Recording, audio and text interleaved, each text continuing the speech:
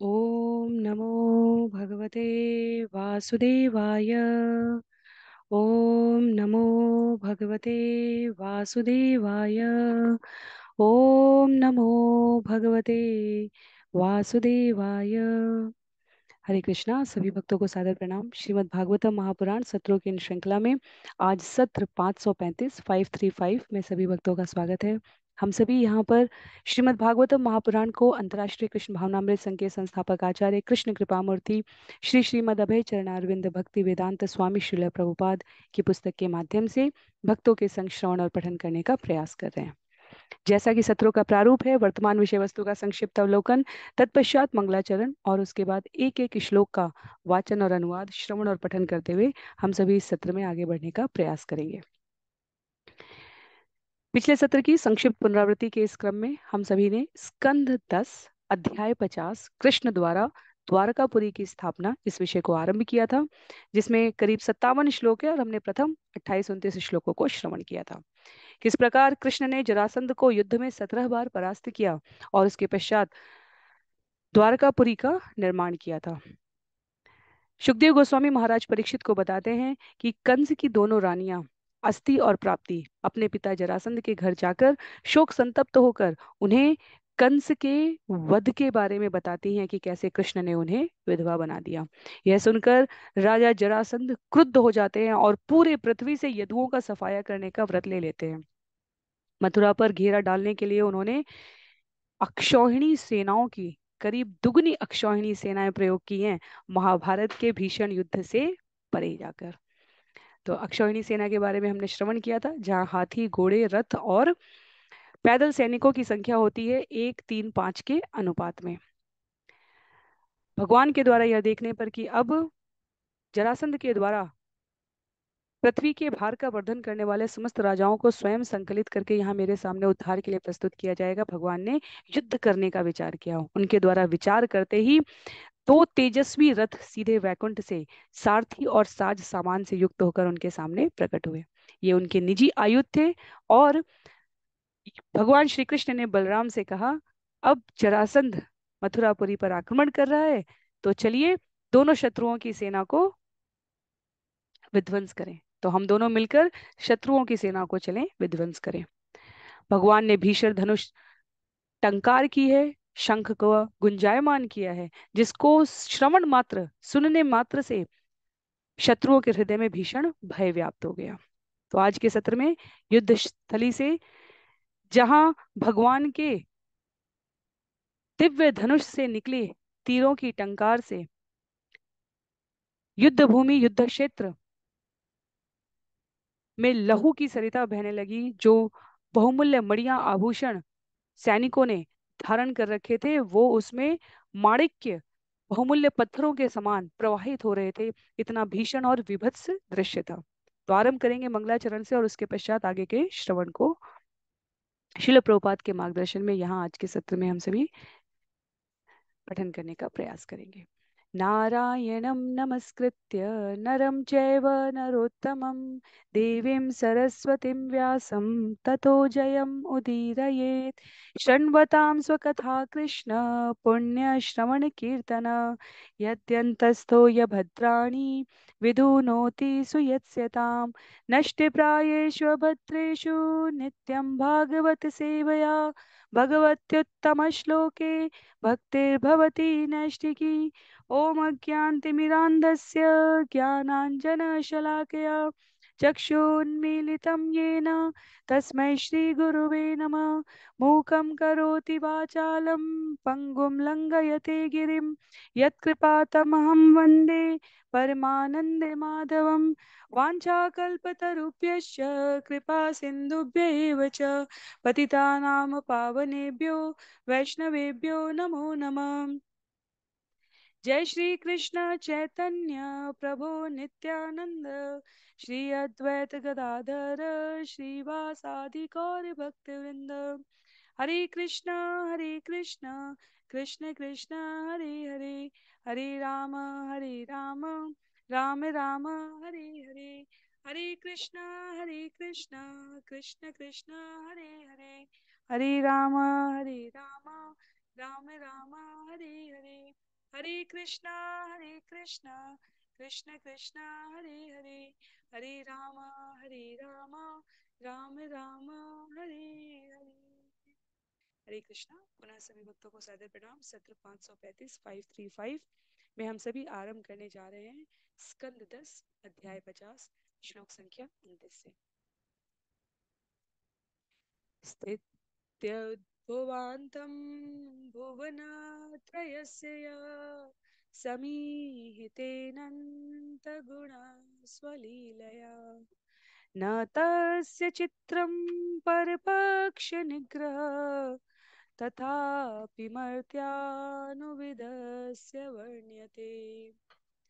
जो तीनों लोकों के सृजन पालन और संहार को एक साथ संपन्न करने वाले हैं तथा जो असीम दिव्य गुणों वाले हैं, उनके लिए विरोधी दल का दमन कर देना आश्चर्यजनक नहीं है।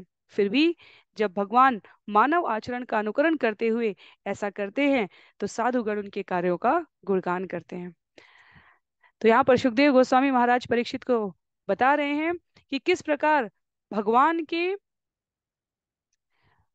धनुष से निकले बाणों से मनुष्य, हाथी, घोड़े खंड खंड हो गए, रक्त की सैकड़ों नदियां बह चली। मनुष्य के सिर कछुए की तरह, मृत हाथी द्वीपों की तरह, मृत घोड़े घड़ियालों की तरह और मनुष्यों की बाहें सर्पों के तुल्य, हाथ तथा जांघें मछली की तरह, बाल सिवार की तरह और लहरों की तरह भगवान के बाण ने विविध हथियार झाड़ियों के कुंज जैसे प्रवाहित कर दिए। रथ के पहिए भयावनी भंवरों जैसे और बहुमूल्य मोती और आभूषण तेजी से बहती लाल रंग की नदियों में पत्थर तथा रेतों की तरह लगने लगे। यद्यपि ये सेना दुर्लंघ सागर की भांति अथाह एवं भयावनी थी, पर वसुदेव के दोनों पुत्रों के लिए, जो कि ब्रह्मांड के स्वामी हैं, यह युद्ध खिलवाड़ से अधिक नहीं था। तो भगवान पूर्ण पुरुषोत्तम है, तथापि जब वे मनुष्य रूप में इस प्रकार कृतत्व करने के लिए उपस्थित होते हैं तो साधुगण उनके कार्यों का गुणगान करते हुए अगाते नहीं है। भगवान के रूप में उनका ऐश्वर्य सर्वविदित है, तथापि मनुष्य के रूप में जब माँ पृथ्वी को आश्वस्त करने के लिए, भक्तों के उद्धार के लिए, कल्याण के लिए इस प्रकार दुष्टों का संहार करते हैं भगवान, तो उनके लिए आचार्यगण स्तुतियों की लड़ी लगा देते हैं। श्रील प्रभुपाद यहाँ पर तात्पर्य में कहते हैं, श्रील विश्वनाथ चक्रवर्ती ठाकुर की पुस्तक से उद्धृत करते हुए, कि कृष्ण समग्र ब्रह्मांड का सृजन पालन और संहार करते हैं। तो वो जरासंध से जब युद्ध कर रहे हैं तो ये क्या विसंगति युक्त अरुचिकर नहीं है एक राजा से इस प्रकार से भगवान का युद्ध करना? तथापि इसका उत्तर यह है कि मनुष्य की भूमिका अदा करने के लिए अपनी लादनी शक्ति का प्रसार करते हुए अनिश्चय और सक्रियता से पूर्ण उल्लासजनक दिव्य लीलाएं, कहीं मथुरा की रंगभूमि में स्त्रियां और नगरवासी विचलित हो उठते हैं कि इतने कोमल अंगों उपांगों वाले कृष्ण और बलराम कैसे इतने विशाल काय मल्ल युद्ध के पारंगत योद्धाओं का सामना करेंगे। कोल्या पीड़ जैसा हाथी, हजार हाथियों का बल रखने वाला, कैसे भगवान उसे परास्त कर पाए, कैसे इतने बड़े बड़े असुरों को परास्त कर पाए? तो अनिश्चयता और सक्रियता से पूर्ण उल्लासजनक दिव्य लीलाएं करते भगवान पृथ्वी के रंगमंच पर सामान्य जनों को परम पुरुष होते हुए भी अपनी इस लीला के दर्शन कराते हुए आनंदित करते हैं। श्लोक संख्या 30 में आगे इस युद्ध से संबंधित वर्णन को प्रस्तुत करते हुए कहते हैं सुखदेव गोस्वामी, जग्राह विरथम रामो जरासंधम महाबलम हतानीक अवशिष्टा असुम सिंहम सिंहमिवोजसा। रथ विहीन होने तथा सारे सैनिक मारे जाने से जरासंध के पास केवल श्वास शेष थी। उस समय बलराम ने उस बलशाली योद्धा को उसी तरह पकड़ लिया जिस तरह एक सिंह दूसरे सिंह को पकड़ लेता है। अर्थात इतना भयानक नरसंहार हुआ है, इतनी भयानक सेनाओं का विनाश द्रुत गति से हुआ है कि 23 अक्षौहिणी सेना लेकर आए हुए जरासंध के पास युद्ध भूमि में केवल अपनी श्वास, अपनी सांसें जीवित रहने का एक उपक्रम शेष रह गया। और उस समय बलराम ने जरासंध को एक झपटते हुए सिंह की भांति पकड़ लिया है। श्लोक संख्या 31 में कहते हैं, बध्यमानं हतारातिं पाशैर्वारुणमानुषे वारयामास गोविंद तेन कार्य चिकीर्षया। अनेक शत्रुओं का वध करने वाले बलराम जरासंध को वरुण के दैवी पाश से तथा अन्य लौकिक रस्सियों से बांधने लगे, किंतु गोविंद को अभी जरासंध के माध्यम से कुछ कार्य करना शेष था। अतः उन्होंने बलराम से रुक जाने के लिए कहा।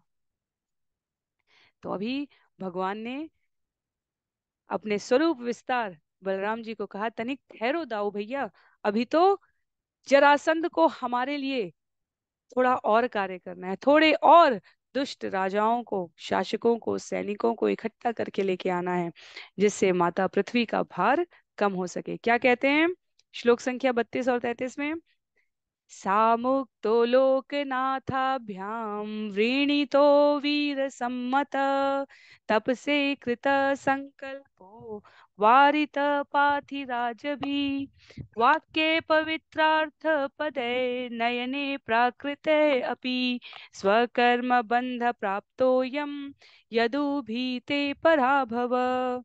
जरासंध, जिसको योद्धा अत्यधिक सम्मान देते थे, जब ब्रह्मांड के दोनों स्वामियों ने उसे छोड़ दिया तो वह अत्यधिक लज्जित हुआ और उसने तपस्या करने का निश्चय किया।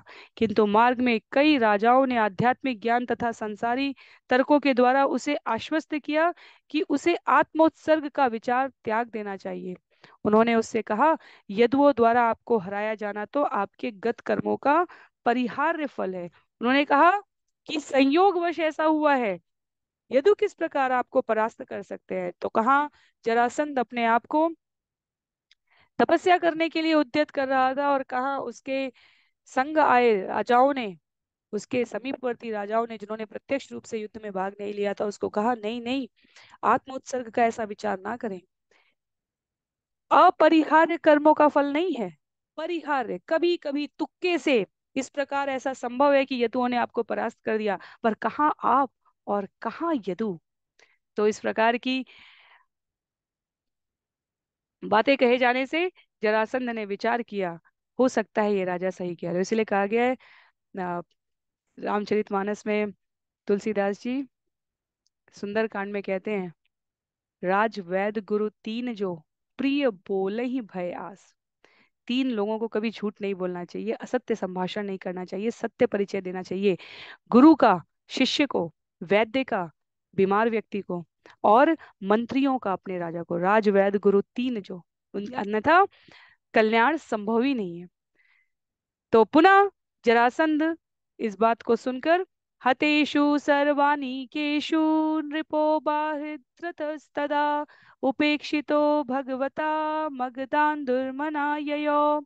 अपनी सारी सेना मारी जाने तथा स्वयं भी भगवान द्वारा उपेक्षित होने से बृहद्रथ पुत्र राजा जरासंध उदास मन से अपने राज्य मगध को लौट गया। पर क्या केवल लौटा वो, उसने क्या किया, मुकुंदो अपि अक्षतो बलो निस्तीर्णा अरिबलार्णव विकीर्यमाणः कुसुमे त्रिदशे अनुमोदित माथुरे उपसंगम्य विज्वरे मुदितात्मभिः उपगीयमान विजय सूतमागध वंदिभिः। वो जाकर अभी और प्रयास और विस्तार करेगा अपनी सेना का। और इधर मथुरा में क्या हुआ, भगवान मुकुंद ने अक्षतः अपनी पूर्णतः सेना के द्वारा अपने शत्रु की सेनाओं के समुद्र को पार कर लिया था। स्वर्ग के निवासियों ने उन पर फूलों की वर्षा करते हुए उन्हें बधाई दी। मथुरा के निवासी अपनी ज्वर युक्त चिंता से मुक्त होकर तथा हर्ष से पूरित होकर उनसे मिलने के लिए बाहर आए, और सूतों, मागधों तथा बंदी जनों ने उनकी विजय की प्रशंसा में गीत गाए। अक्षतः अपनी पूर्णतः सेना के द्वारा, भगवान की सेना से किसी सैनिक का कोई अक्षतः, बिना किसी क्षत के, बिना किसी हानि के, उन्होंने अपने आप को मथुरा वासियों की सेवा में प्रस्तुत किया। और मथुरा वासी जो ज्वर युक्त चिंता से, उनकी चिंता इतनी बढ़ गई थी भगवान के रथ की पताकाओं को मगध की सेना के युद्ध स्थल में उपस्थित सैनिकों, रथों, हाथियों, घोड़ों के द्वारा उड़ाई गई धूल से वो पताका ना दिखने पर वो सभी इतने विचलित थे कि भगवान के लौटने पर हर्ष से पूरित होकर उनसे मिलने के लिए आए। आगे वर्णन करते हैं सुखदेव गोस्वामी इस विजय गान का।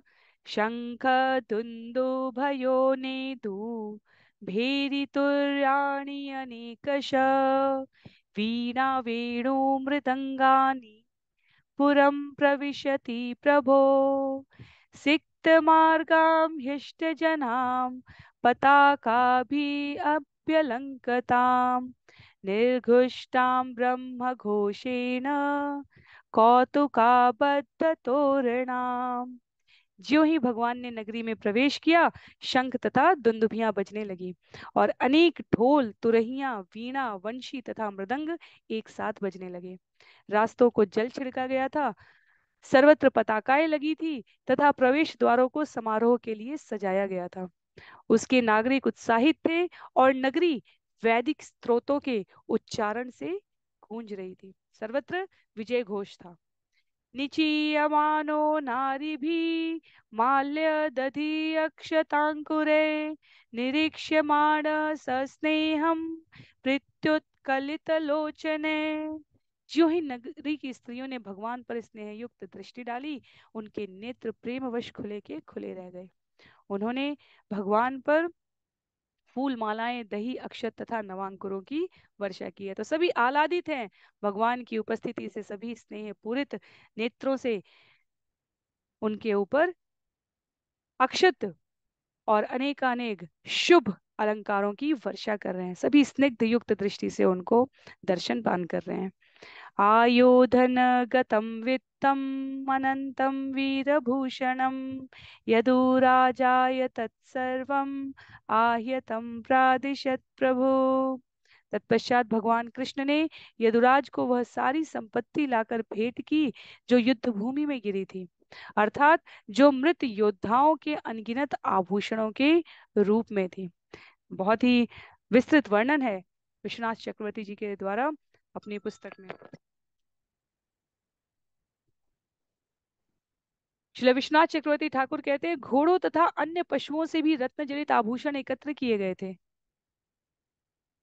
देखा जाए तो जरासंध इस स्पष्ट उद्देश्य से मथुरा आया था कि वो कृष्ण और बलराम सहित नदी के क्षमा कीजिए नगरी के सारे लोगों की हत्या कर देगा और अब भगवान को मारकर वो मथुरा नगरी पर राज करने लगेगा। तो जो आए थे वो वास्तव में अत्यधिक आसान, सरल विजय के रूप में अपने आप को मथुरा नगरी पर स्थापित करने के लिए आए थे। तो इसमें कोई संशय नहीं होना चाहिए कि वो अत्यधिक उल्लास पूर्वक, अत्यधिक उत्साहजनक रूप में आभूषणों से स्वयं को विभूषित करके आए थे कि 23 अक्षौहिणी सेना के सामने मथुरा नगरी की क्या बिसात है, आसानी से, सरलता से विजय लेंगे और सीधे नगर में प्रवेश करेंगे। तो वो एक प्रकार से बहुत ही आसान, जैसे किसी भी अंतर्राष्ट्रीय प्रतियोगिता में, किसी भी खेल की प्रतियोगिता में एक पक्ष बहुत मजबूत हो और दूसरा पक्ष बिल्कुल कमजोर लगे या बिना अनुभव का लगे या लगे कि यह तो इसके बस की बात ही नहीं है और अचानक से खेल पलट जाए और कमजोर पक्ष वाला विजयी हो जाए। तो 2023 के अभी तक के क्रिकेट वर्ल्ड कप में अफगानिस्तान की इंग्लैंड पर विजय इस रूप में देखी जा सकती है। तो कहाँ जरासंध है, वो सोचता है कि मैं तो 23 अक्षौहिणी सेना के साथ हूँ, और कहाँ मथुरा नगरी, तो मथुरा नगरी वर्तमान में भी हम सभी देख रहे हैं, उन्हें लगा कि इनको परास्त करना कौन सी बड़ी बात है। पर यहाँ पर स्थिति विपरीत थी, इसलिए जो रत्न जड़ित आभूषण थे वो संपत्ति के रूप में इतने अधिक एकाग्र एकत्र हो गए थे कि यदुराज के समक्ष, उग्रसेन के समक्ष भगवान श्री कृष्ण ने लाकर वो सब कुछ अर्पित किया है। तत्पश्चात श्लोक संख्या 41 में कहते हैं, एवं सप्तदश कृत्वा तावती अक्षौहिणी बल युयुधे मागध राजा यदुभी कृष्ण पालिते।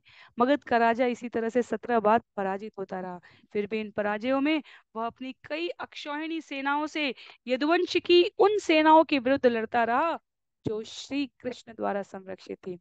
आगे हम भविष्य में देखेंगे कि वास्तव में दुर्योधन और अर्जुन दोनों जब महाभारत के युद्ध में सम्मिलित होने के लिए भगवान को आमंत्रित करने के लिए आते हैं, तो अर्जुन भगवान के पैरों की तरफ बैठे थे, दुर्योधन भगवान के सिर की तरफ बैठे थे।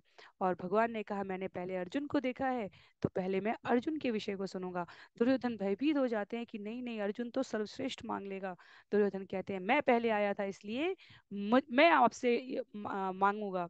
और अर्जुन कहते हैं कि दुर्योधन की मांग को ही पहले पूरा किया जाए। और भगवान ने कहा मैं तो युद्ध में भाग नहीं लूंगा, एक तरफ मैं रहूंगा और एक तरफ मेरी नारायणी सेना रहेगी। और विगत अनुभवों से दुर्योधन को ज्ञात हो चुका था कि कृष्ण की सेना तो अक्षत है, किसी भी प्रकार से उसका नाश ही नहीं होता, इतने युद्धों में उसने देख लिया था। और एक भौतिक जगत के सफल कूटनीतिज्ञ की तरह उसने कहा अच्छा हुआ कि अर्जुन ने कृष्ण को मांगा, मुझे तो नारायणी सेना चाहिए थी। तो जिस प्रकार धर्म के मर्म को इस भौतिक जगत की आसक्तियों में लिप्त व्यक्ति नहीं समझ पाते हैं, उस प्रकार दुर्योधन भी उस समय नहीं समझ पाया कृष्ण की नारायणी सेना कृष्ण के द्वारा संरक्षित है। धर्म के मर्म को केवल भक्त साधक भगवान के श्री चरणों में अपने आप को शरणागत रखने वाले गुरु के मार्गदर्शन और भक्तों के संग में रहने वाले जीव समझ पाते हैं। तो भगवान की सेना इसलिए संरक्षित है, यहाँ वर्णन आता है, क्योंकि वो भगवान के द्वारा संरक्षित थी। जिस प्रकार शक्तियों का अस्तित्व शक्तिमान की तरह नहीं है, भगवान की सेनाओं का जो संरक्षण है वो उनकी उपस्थिति मात्र से सुनिश्चित हो रहा था। तो हर बार जरासंध अक्षौहिणी सेनाएं तैयार करके लाता, हर बार भगवान के द्वारा उसका संहार कर दिया जाता।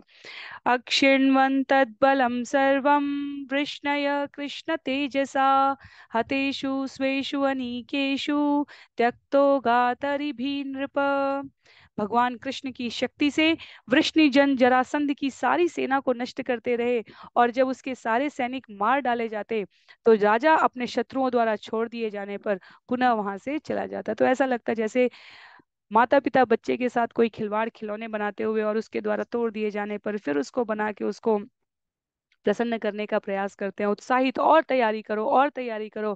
कृष्ण और बलराम जरासंध के द्वारा इतनी तैयारी करके आने पर उसके खिलौनों को यूं ही तोड़ फोड़ के फेंक देते और फिर कहते जाओ और अच्छे खिलौने लेकर आओ। और वो पुनः वहां से चला जाता। श्लोक संख्या 43 में उल्लेख आता है, अष्टादशं संग्रामे आगामिनी ततन्तरा नारद प्रेषितो वीरो यवन प्रत्यदर्शत। जब 18वां युद्ध होने ही वाला था तो काल यवन नामक एक बर्बर योद्धा जिसे नारद ने भेजा था युद्ध क्षेत्र में प्रकट हुआ।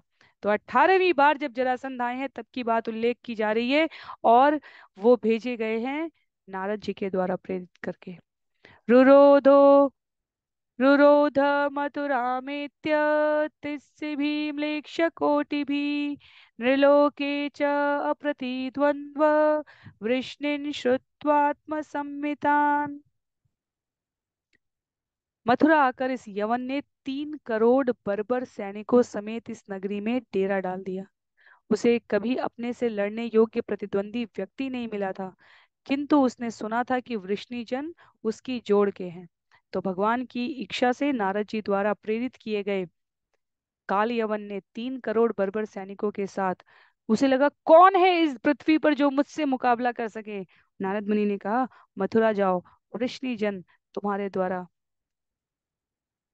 सम्मानजनक युद्ध करने के योग्य हैं। उससे पहले उसने जिसको परास्त किया था वो उसके सामने खड़े होने की भी विसात नहीं रखते थे।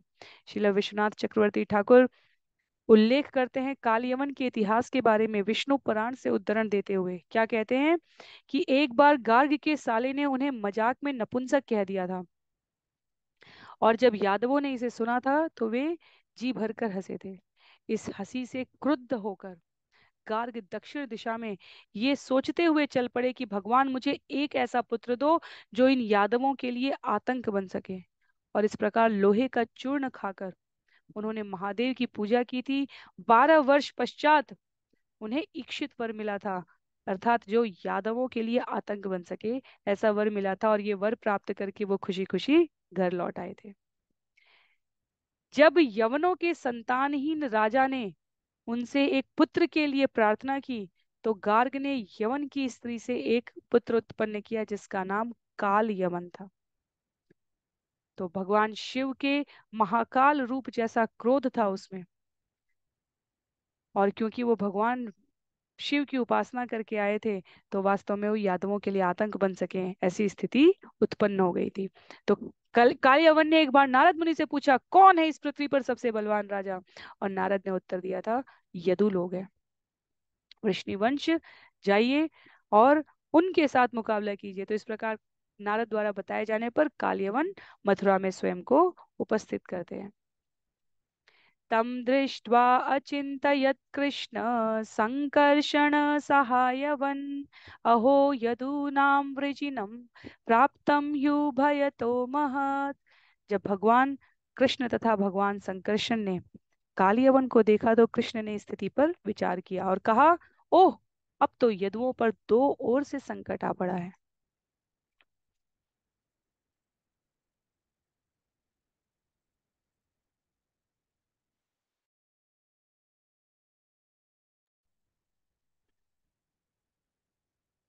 एक और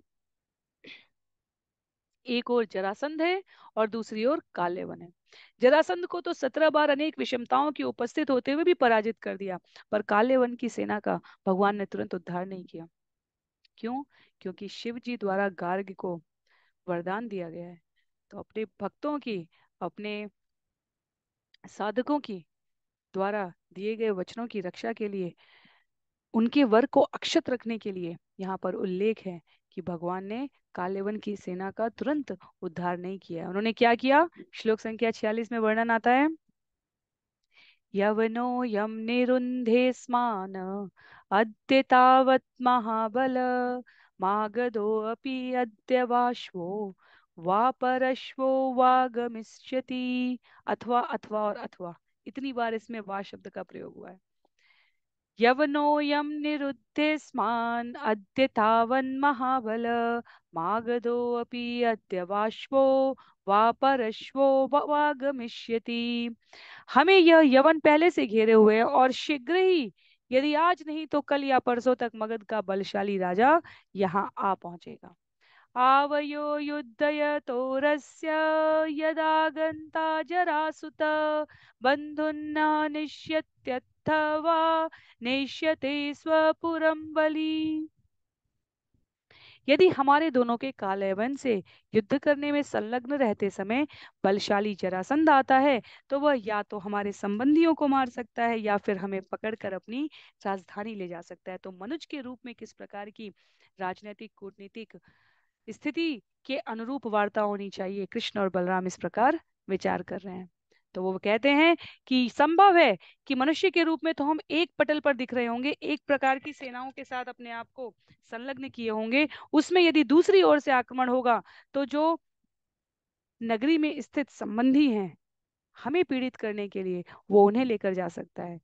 तस्मादद्य विधास्याम दुर्गमो द्विपदो दुर्गमं, तत्र ज्ञातिं समाधाय यवनं घातयामहे। अतः हम तुरंत ऐसा किला बनाएंगे जिसमें मानवी सेना प्रवेश न कर पाए। अपने पारिवारिक जनों को उसमें स्थापित कर देने के पश्चात, वसा देने के पश्चात, हम म्लेच्छराज का वध करेंगे। तो इसलिए भगवान ने संयम पूर्वक परिस्थितियों के किंचित विपरीत या अनुकूल ना दिखने के क्रम में मनुष्यों को कैसे विचार करना चाहिए, उसको प्रदर्शित करते हुए कहा, इति सम्मंत्रे भगवान दुर्गमं 12 योजनम अंतः समुद्रे नगरम कृत्स्नाद्भुतम अचीकरत। इस तरह बलराम से सलाह करने के बाद भगवान ने समुद्र के भीतर 12 योजन परिधि वाला एक किला बनाया। इस किले के भीतर उन्होंने एक ऐसा नगर बनाया जिसमें एक से एक बढ़कर अद्भुत वस्तुएं उपलब्ध थी। तो नगर के भीतर किला नहीं था, किले के भीतर नगर था, और सभी प्रकार की आवश्यक वस्तुएं उसमें उपलब्ध थी। अगले कुछ श्लोकों में नगर की चारों ओर बने हुए 12 योजन के इस दुर्ग का उल्लेख करते हुए कहते हैं, दृश्यते यत्र हि त्वाष्ट्रम विज्ञानम शिल्प नैपुणम रथ्या चत्वर वीथिभि यथा वास्तु विनिर्मितम सुरद्रुम लतोद्यान विचित्रो उपवनान्वितं हेमशृङ्गैर्दिविस्पृग्भिः स्फटिकाट्टालगोपुरे राजतारकुटे कोष्ठे हेमकुम्भे अलङ्कते रत्नकूटे गृहे हेमे महामारकतस्थले वास्तोष्पतीनां च गृहे वल्लभीभिश्च निर्मितम् चातुर्वर्ण्य जनाकीर्णम यदुदेव गृहोल्लसत्। उस नगर के निर्माण में विश्वकर्मा के पूर्ण विज्ञान तथा शिल्प कला को देखा जा सकता था। उसमें चौड़े मार्ग, व्यावसायिक सड़कें तथा चौराहे थे जो विस्तृत भूखंड में बनाए गए थे। उसमें भव्य पार्क थे और स्वर्गलोक से लाए गए वृक्षों तथा लताओं से युक्त बगीचे भी थे। उसके गोपुर के मीनारों के ऊपर सोने के बुर्ज और थे जो आकाश को चूम रहे थे। उनकी अटारियां स्फटिक मणियों से बनी थी। सोने से आच्छादित घरों के सामने का भाग सुनहरे घड़ों से सजाया गया था और उनकी छतें रत्न जड़ित थी तथा फर्श में बहुमूल्य मरकत मणि जड़े थे। घरों के पास ही कोषागार, भंडार तथा आकर्षक घोड़ों के अस्तबल थे जो चांदी तथा पीतल के बने हुए थे। प्रत्येक आवास आवास में एक चौकसी बुर्जी थी और घरेलू अर्चा विग्रह के लिए मंदिर था। यह नगर चारों वर्णों के लोगों से पूरित था और यदुओं के स्वामी श्री कृष्ण के महलों के कारण विशेष रूप से अलंकृत था। तो श्रील श्रीधर स्वामी और श्रील विश्वनाथ चक्रवर्ती ठाकुर दोनों इस विशाल सुंदर सृजन की भर भर के अत्यधिक उपमाओं और अलंकारों से वर्णन करते हैं। तो घर तथा इमारतें पर्याप्त भूखंड पर थी, हरियाली के लिए काफी स्थान शेष था, और हमें ये नहीं सोचना चाहिए कि क्या वर्षों लग गए भगवान को ये बनाने के लिए। स्पष्ट लिखा हुआ है कि विश्वकर्मा की कलाकारी उसमें स्पष्ट रूप से दृष्टिगोचर थी। इतना ही नहीं, स्वर्गलोक से क्या आया, सुधर्मां पारिजातं च महेंद्र प्राहिणोद्धरे यत्र चावस्थितो मर्त्यो मर्त्य धर्मेण युज्यते। इंद्र ने श्री कृष्ण के लिए सुधर्मा सभागार ला दिया जिसके भीतर खड़ा मनुष्य मृत्यु के नियमों से प्रभावित नहीं होता था। इंद्र ने पारिजात वृक्ष भी लाकर दे दिया। श्यामेकवर्णान् वरुणो हयान् शुक्लान् मनोजवान् अष्टौ निधिपति कोशान् लोकपालो निजोदयान। वरुण ने मन के समान वेग वाले घोड़े दिए जिनमें से कुछ शुद्ध श्याम रंग के थे और कुछ सफेद थे। देवताओं के कोषाध्यक्ष कुबेर ने अपने 8 निधियां दे दी और विभिन्न लोकपालों ने अपने अपने ऐश्वर्य प्रदान किए। तो सृजन संहार की चौखट पे खड़े होके करने का जो उत्साह है वो केवल भगवान श्री कृष्ण पूर्ण पुरुषोत्तम अपने स्वयं के कृतत्व के द्वारा या अपने पार्षदों, अपने विभूतियों, अपने अवतारों, अंशावतारों के द्वारा प्रस्तुत करते हैं। सृजन के कष्ट की पीड़ा को सहना ही पड़ता है। आचार्य चाणक्य की पंक्ति है ये। माता भूमि सामान्य मनुष्य की के रूप में जो स्त्रियां हैं, माताएं हैं, चाहे अन्य योनियों में जो स्त्री शरीर है, माता पृथ्वी स्वयं है। सृजन के क्रम में, संतान को जन्म देने के क्रम में भूमि से बीज के उस कण से पौधे के अंकुरित होने के क्रम में जिस वेदना का अनुभव होता है उसको उल्लिखित करते हुए चाणक्य ने कहा है कि संहार की जो वेदना है उस पर सृजन का निर्माण होता है। भगवान एक और कालियवन और जरासंध से युद्ध में व्यस्त हैं और समानांतर स्तर पर द्वारका नगरी का निर्माण हो रहा है।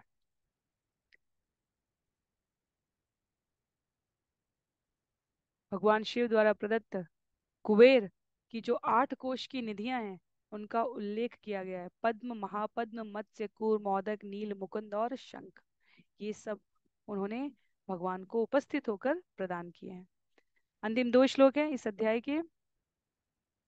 कहते हैं, यद् भगवता दत्तम आधिपत्यम स्वसिद्धये सर्वं प्रत्यर्पयामास सुहरो भूमिगते नृप। हे राजन, जब भगवान पृथ्वी पर आ गए तो इन देवताओं ने उन सभी सिद्धियों को उन्हें अर्पित कर दिया जो उन्हें अपने विशेष अधिकार के निष्पादन के लिए पहले प्राप्त हुई थी। तो समस्त देवता भगवान के विशेष प्रतिनिधि हैं। और आचार्य कहते हैं यहाँ पर कि भगवान द्वारा देवताओं को ये उनके अधिकारों के, कर्तव्यों के क्रियान्वयन के लिए दी गई है। और अवसर आने पर जब भगवान धराधाम पर आते हैं तो उनके द्वारा ये भगवान को अर्पित कर दी जाती हैं। उसके पश्चात अंतिम श्लोक है इस अध्याय का, श्लोक संख्या 57। तत्र योग प्रभावेन नीत्वा सर्वजनं हरि। तत्र योग प्रभावेन नीत्वा सर्वजनं हरि। प्रजापालेन रामेण कृष्ण समनुमंत्रित निर्जगाम पुरद्वारात् पद्ममाली निरायुध। अपनी योग माया शक्ति के बल से जब भगवान कृष्ण ने अपनी सारी प्रजा को नए नगर में पहुंचा दिया तो उन्होंने बलराम से सलाह की जो मथुरा में उसकी रक्षा करने के लिए रह गए थे। तब गले में कमल के फूलों की माला पहने और बिना हथियार के भगवान कृष्ण मुख्य दरवाजे से होकर मथुरा से बाहर चले गए।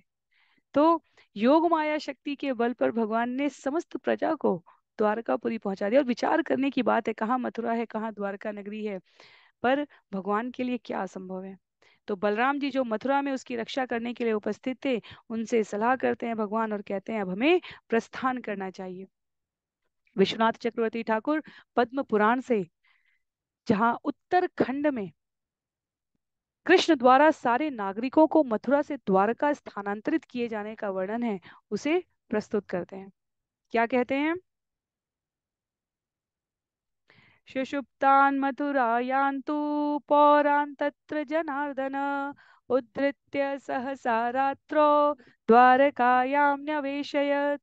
प्रबुद्धा ते जना सर्वे पुत्रदार समन्विता हैमहर्म्य तले विष्टा विस्मयं परमं ययु।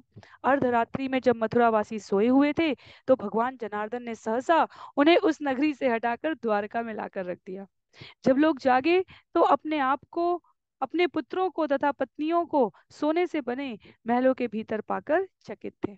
तो इस प्रकार श्रीमद् भागवतम के 10वें स्कंद के अंतर्गत कृष्ण द्वारा द्वारकापुरी की स्थापना नामक 50वें अध्याय के श्रील प्रभुपाद के विनीत सेवकों द्वारा रचित भक्ति वेदांत तात्पर्य यहाँ पर पूर्ण हो रहे हैं।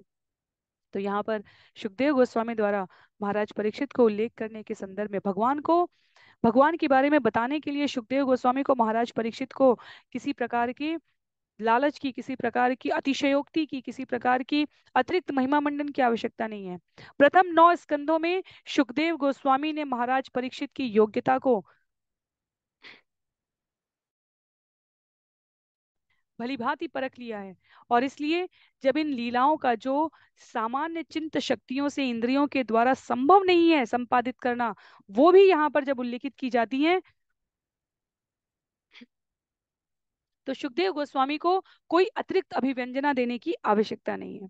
पर क्योंकि जब सामान्य जनों के सामने ये विषय प्रस्तुत किया जा रहा है तो आचार्यों द्वारा, कहीं श्रील विश्वनाथ चक्रवर्ती ठाकुर के द्वारा संग्रहित, कहीं श्रीधर स्वामी के द्वारा संग्रहित, कहीं श्रील प्रभुपाद के द्वारा कृष्ण पुस्तक में उल्लिखित तथ्यों का सत्यपूर्ण उद्घाटन करना आवश्यक है। तो हमें ऐसा लगे सोचकर कि कैसे मथुरा से द्वारका जा सकते हैं, इसलिए आचार्यों ने विचार पूर्वक विश्वनाथ चक्रवर्ती ठाकुर के द्वारा उद्धृत जो अन्य स्थान पर विस्तार में लिखा गया पद्म पुराण में करीब, यदि मुझे सही से स्मरण है तो 55,000 श्लोक हैं। कहाँ भागवतम में 18,000 श्लोकों के साथ पूरे ब्रह्मा जी के कल्प के विभिन्न सृष्टि के सृजन से लेकर विभिन्न मनुओं के वर्णन से लेकर भगवान की भी लीलाओं के विस्तार को समाहित करते हुए सृजन और संहार की समस्त गुह्य, अत्यधिक गुह्य जानकारियों को प्रस्तुत किया गया है 18,000 में। कहाँ 55,000 श्लोकों के द्वारा पद्म पुराण में केवल और केवल भगवान श्री कृष्ण, राधा रानी, इनसे संबंधित लीलाओं का विशद उद्घाटन है। तो निश्चित रूप से वहां पर विषय को अधिक समुन्नतता के साथ प्रस्तुत किया गया है। इसलिए विश्वनाथ चक्रवर्ती ठाकुर पद्म पुराण के उत्तरखंड से ये प्रस्तुत करते हैं कि ये कुछ असंभव नहीं है भगवान के लिए। भगवान ने जब मथुरावासी सोए हुए थे अर्धरात्रि में तो उन्हें उठाया, हटाकर द्वारका नगरी में स्थापित कर दिया। जैसे भगवान जब गोपियों के साथ रासलीला में निमग्न हैं तो महीनों व्यतीत हुए हैं, पर किसी को समय के इस विचक्र का अर्थात व्युतिक्रम का कोई भान नहीं है। किस प्रकार ब्रह्म विमोहन लीला में 1 साल तक ग्वाल बाले अनुपस्थित रहे पर किसी को इसका भान नहीं हुआ, तो योग शक्ति से भगवान के लिए कुछ भी करना असंभव नहीं है। और अध्याय यहाँ पर समाप्त हो रहा है इसी क्रम में, क्योंकि भगवान को कुछ अधिक अधिक संघर्ष करने की आवश्यकता ही नहीं है। उनके द्वारा जो उनकी इच्छा से वो चाहें वो कर सकते हैं। तो अध्याय यहाँ समाप्त होगा। तो भगवान कृष्ण द्वारका के दुर्ग में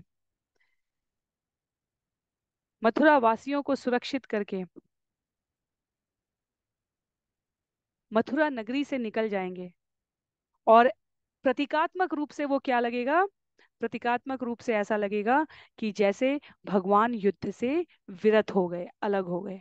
तो इसीलिए अगले अध्याय में अध्याय 51, जहां अध्याय का नाम दिया गया है मुचुकुंद का उद्धार।